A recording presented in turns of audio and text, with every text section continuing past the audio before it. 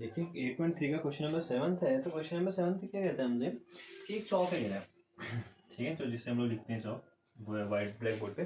तो देखो उसमें कह रहा है कि जो हमारे पास चौक कंटेन्स कैल्शियम, पहले हमारे पास कंटेन कैल्शियम कहता है, कितना कहता है, इसमें कैल्शियम है, ठीक है। उसके बाद कहता है हमसे क्या है, उसका कार्बन है, इसमें क्या हमारे पास कार्बन है और इसमें क्या लास्ट वाले में ऑक्सीजन है। तो इसको तीन चीज से बना हुआ है। तो हमें बताना है कि पहले तो हमें बताना है कि कार्बन कितना परसेंटेज है। इसमें रेशियो बता रखा है कि इसने बता रखा है कि ये 10 है, ये 3 है, ये 12 है।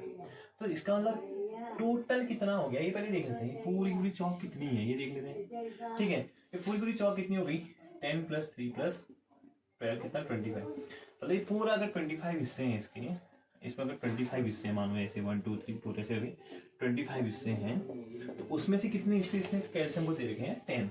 इसके 10 हिस्से निकाल दो और कैल्शियम हो गया। इतने हिस्से 10 हिस्से में कैल्शियम हो गया, 3 हिस्से में कार्बन हो गया, मान लेते हैं 3 हिस्से में कार्बन हो गया, और जो बाकी बच गए 12 हिस्से उसमें क्या हो जाएगा, ऑक्सीजन हो जाएगा। तो 12 में ऑक्सीजन हो जाएगा। ऐसे हो जाता है क्वेश्चन, ठीक है। इतना समझ में आ गया होगा।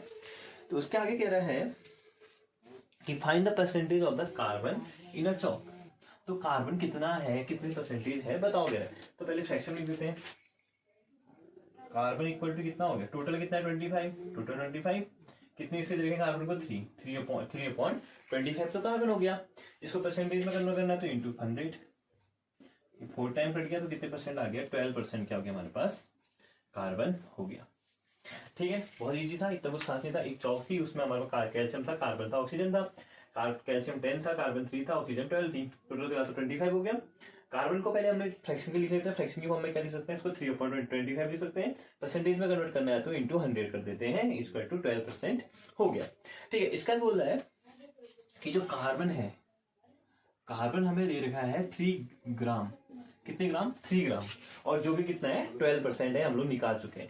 तो 3 ग्राम इक्वल टू है 12%। यही कह रहा है। तो 3 ग्राम इक्वल टू 12%। हमें बताना है कि पूरे चौक कितना वेट होगा, पूरी पूरी चौक का कितना वेट होगा। तो हमें पता चल गया कि टोटल परसेंट कितना 100। हमने क्या निकालना, 100 निकालना। तो पहले 1% निकाल देता हूँ। 1% इक्वल टू होगा 3/12, ये हो जाएगा। तो 100% निकालना है, तो 100% कैसे निकाल लेंगे हम लोग, 100% इक्वल टू हो जाएगा 3/12 इंटू 100, ये हो जाएगा।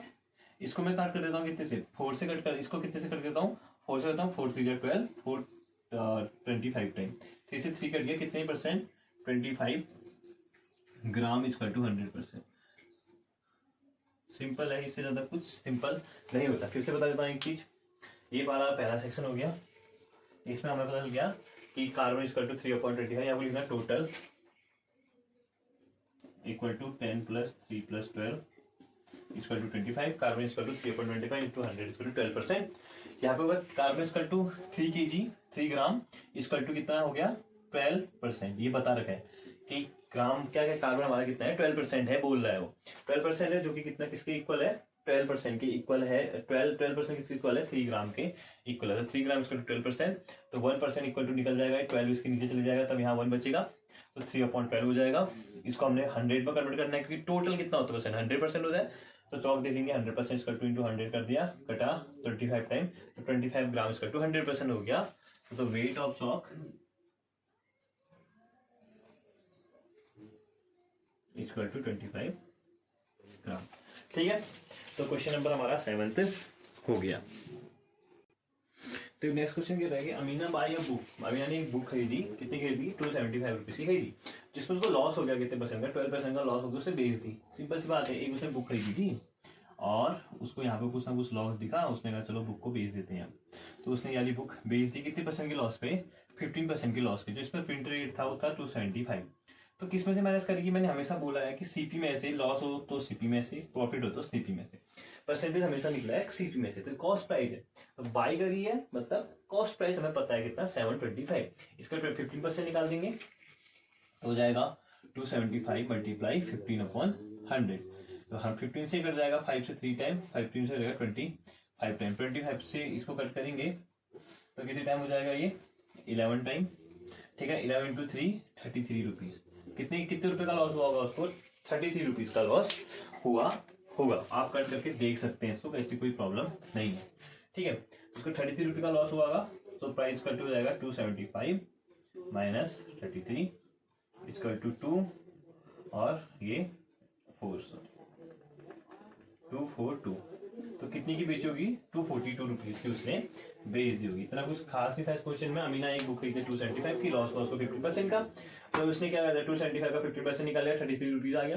33 रुपीज का मतलब हो गया कि उसको जो बुक है वो 33 रुपीज कम में बेचनी पड़ेगी, लॉस हुआ है तो ये इतना परसेंट लॉस हुआ, इसको माइनस कर देंगे, 242 रुपीज आ जाएगा। ठीक है, इसका क्वेश्चन 9, 10 और 11 सेम है, देखते हैं उसको जल्दी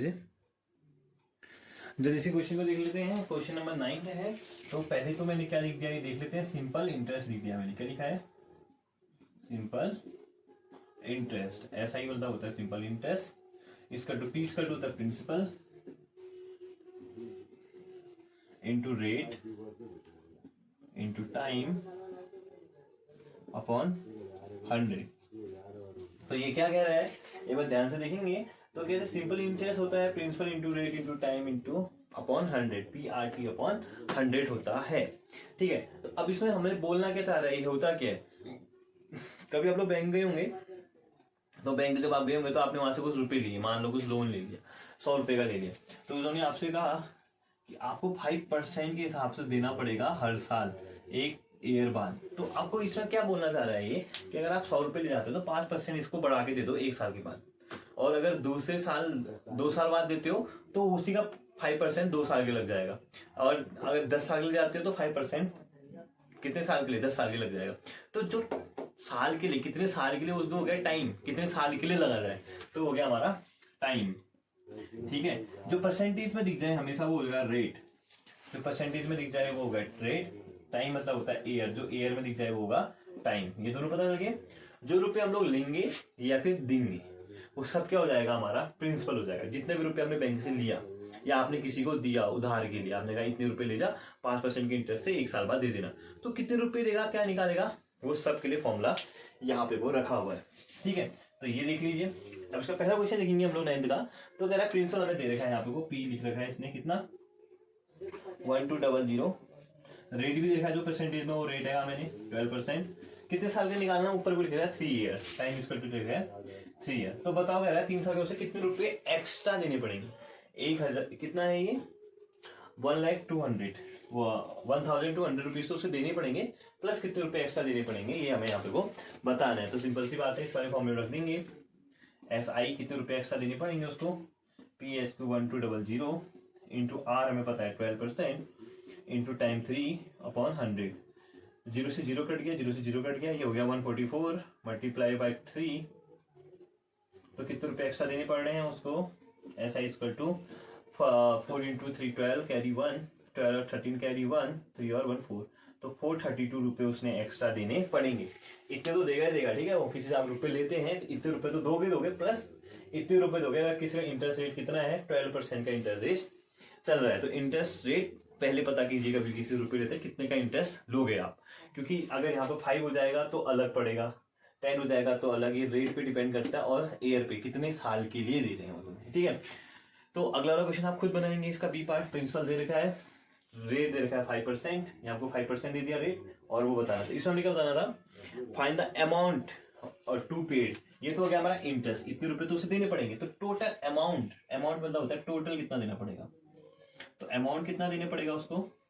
अगर आप देखेंगे ये तो उसने ले रखा है, ये तो उसने देना ही पड़ेगा, 1200 तो देना ही पड़ेगा, प्लस देना पड़ेगा उससे इंटरेस्ट लगा करके 432, इंटरेस्ट को हिंदी में ब्याज बोलते हैं। ठीक है, 361, तो 1632 रुपीज उसने इंटरेस्ट के उस पर देने पड़ेंगे। ठीक है, तो ये हमारा यहाँ पे को आपको समझ में आ गया होगा कि उसे कितने रुपए टोटल देने पड़ रहे हैं। उसे देने पड़ रहे हैं टोटल 1632 रुपीज। अगला वाला क्वेश्चन इसका बी पार्ट, ए पार्ट था, ए पार्ट मैंने बना दिया, बी पार्ट आपके लिए छोड़ रहा हूँ। बताइए, अगर आप किसी बैंक के जाते हैं और 7,500 रुपये लेके आते हैं, 3 साल के बाद आपको 5% के हिसाब से कितने रुपए देने पड़ेंगे, एक्स्ट्रा भी बताना और टोटल बताना, अमाउंट बताना। ये तो इतने रुपए तो एक्स्ट्रा देने पड़ेंगे, जो एक्स्ट्रा देंगे उसको ब्याज बोलते हैं। एक सिंपल कंफर्म हो गया। ठीक है, इसके बाद देखिए क्वेश्चन नंबर 10 देखते हैं जल्दी से। तो क्वेश्चन देखिए, क्वेश्चन नंबर 10 क्या कहता है, हमसे कहता है व्हाट रेट गिव्स, रेट मतलब आर हमें फाइंड करना है परसेंटेज में, ये क्या होगा कह रहा है, कितने परसेंट के उससे रुपए लें हम लोग। अगर तुम किसी को 56,000 रुपीज देते हो 2 साल के लिए और आपको वो 280 रुपीज एक्स्ट्रा बढ़ा करके दे, तो उसका रेट क्या होना चाहिए ये हमें बताना है। तो मेरे पास फॉर्मूला पता है सबको कि एस आई इक्वल टू होता है PRT/100, याद रखना PRT/100 याद रहेगा। ऐसा ही हमें दे रखा है 280 यहाँ आपको दे रखा है इक्वल टू P कितना दे रखा है 5600 मल्टीप्लाई R हमें नहीं पता, R की जगह R रहने दो, T हमें पता है कितने साल के लिए 2 साल के लिए अपॉन 100, 0 से 0 कट कर दो, 0 से 0 कट कर दो, कोई प्रॉब्लम नहीं है। 280 अब देखो equal to 560 into 2 into R, ये हो सकता है। तो यहाँ से मैं R इक्वल टू क्या लिख सकता हूँ, ये दोनों देखो तो इन मल्टीप्लाई में R के साथ मल्टीप्लाई में कहाँ जाएंगे, डिवाइड में जाएंगे। तो 280 अपॉन 560 इंटू 2 कर सकता हूँ, कर सकता है इतना। इससे मैंने 2 से मैंने इसको कट कर दिया, 2 से मैंने इसको कट किया तो मैंने देखा कितने टाइम कट हो रहा है ये। क्यों ना कट नहीं करके हम इसको सीधे 2 टाइम इसको कर दें, इससे ये कट करूँ तो 2 टाइम कटेगा। 280 इंटू 2 560 होता है, सबको पता है क्योंकि 4 और देख सकते हो आज को मल्टीप्लाई करके 2 टाइम पर, तो इतना होता है 2 इंटू 2 4, तो कितना आ गया R इक्वल टू आ गया 1/4%। 1/4% लिखो, या क्या लिख सकते हैं इसको 1/4 को 0.25%। ठीक है, दोनों आंसर सही है। 0.25% लिखो, R हमारा 0.25 आ गया या R इक्वल टू गया 1/4%। ठीक है, तो इतने का अगर हम लोग इंटरेस्ट लें किसी को दें इतने की इंटरेस्ट रेट पे, तो ये आ जाएगा, इतना आप कर सकते हैं। ठीक है, ऐसे आपको पता था 280, प्रिंसिपल आपको पता था, टाइम आपको पता था, रेट आपको फाइंड करना था। तो रेट कितने के रेट पे दिए आपने उसको रुपए 0.25% के रेट पे दिए। तो लास्ट वाला क्वेश्चन आपको खुद करना चाहिए, वैसे मैं बता देता हूँ उसको क्या करना चाहिए। If Meena gives an interest of 45 rupees for 1 year, 45 rupees को 1 साल का इंटरेस्ट मिलना है। इंटरेस्ट मतलब ऐसा ही पता है हमें कितना 45। ठीक, और क्या क्या जल्दी से देख लेते हैं एक बार। तो देखो if Meena gives an interest of 45 rupees, interest तो देती है 45 रुपीज का इंटरेस्ट देती थी। ठीक है, ऐसा ही हमें पता चल गया। आगे बोलता है 1 ईयर के लिए कितना टाइम इक्वल टू 1 ईयर हो गया, जो तो दिया लिखते रहो फटाफट। उसके बाद इंटरेस्ट रेट दे दिया उसने 9%, तो कितने रुपए कह रहा हो, कितने रुपए इंटरेस्ट भी दे दिया इसने यहाँ पे को, और रेट दे दिया आपको 9% का। तो हमने क्या फाइंड करना है, प्रिंसिपल फाइंड करना है ना। तो कहता है what the sum of the he borrow, कितने रुपए उसने लिए थे। तुमने किसी ने मीना ने बैंक से रुपए लिए, कितने रुपए लिए नहीं पता, लेकिन उसको हर साल 45 रुपीज एक्स्ट्रा देने पड़ते हैं। देखेंगे आप यहाँ पे को, तो मैं यहाँ तक का लिख देता, प्रिंसिपल तक का देखो वीडियो कट हो जाती है, बीच में बहुत प्रॉब्लम होती है बनाने में। तो देखिए, तो इसका क्या हमने फॉर्मूला हमें पता है, ऐसा इक्वल टू PRT/100 होता है। तो ऐसा ही हमें पता है 45 rupees, P into R, R हमें पता है 9, P हमें पता है 1, P हमें नहीं पता तो P को छोड़ देंगे अपॉन 100।